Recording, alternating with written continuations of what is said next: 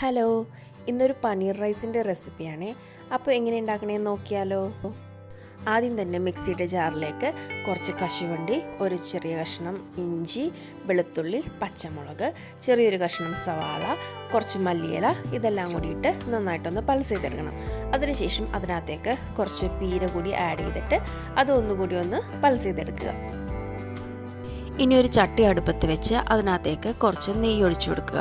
നെയ്യ് ഒന്ന് ചൂടായി വരുമ്പോഴത്തേക്കും നമ്മൾ കട്ട് ചെയ്ത് വെച്ചിരിക്കുന്ന പനീർ ഇതിനകത്തേക്കിട്ട് നന്നായിട്ട് മിക്സ് ചെയ്ത് കൊടുക്കുക.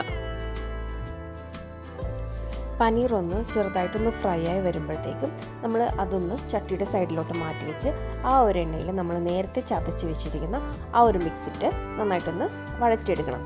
അതിൻ്റെ ആ ഒരു പച്ചമണം മാറുന്നത് വരെ ഒന്ന് വഴറ്റിയെടുക്കണം. ഇനി ഇതെല്ലാം കൂടി ഒന്ന് നന്നായിട്ട് മിക്സ് ചെയ്ത ശേഷം അടച്ച് വെച്ച് ഒരു 2 മിനിറ്റോളം നമുക്കിതൊന്ന് വേവിച്ചെടുക്കാം. ഇനി ആവശ്യമായിട്ടുള്ള ഉപ്പ് കൂടി ഇട്ട് നന്നായിട്ടൊന്ന് മിക്സ് ചെയ്തെടുക്കുക. എരിവ് വേണമെന്നാണെങ്കിൽ കുറച്ച് കുരുമുളക് പൊടി കൂടി ഈ സമയത്ത് ആഡ് ചെയ്ത് കൊടുക്കാം. ഇനി ഇതിനകത്തേക്ക് നമ്മൾ നേരത്തെ വേവിച്ച് വെച്ചിരിക്കുന്ന ബസ്മതി റൈസ് കൂടി ആഡ് ചെയ്ത് മിക്സ് ചെയ്ത് എടുക്കാവുന്നതാണ്. നമ്മുടെ മക്കൾക്ക് ലഞ്ച് ബോക്സിലൊക്കെ കൊടുത്തു വിടാൻ പറ്റുന്ന ഒരു ഐറ്റം കൂടിയാണിത്. വീഡിയോ ഇഷ്ടപ്പെട്ടെങ്കിൽ നിങ്ങളുടെ ഫ്രണ്ട്സിനും ഫാമിലീസിനൊക്കെ ഒന്ന് ഷെയർ ചെയ്ത് സപ്പോർട്ട് ചെയ്യണേ. Thank you.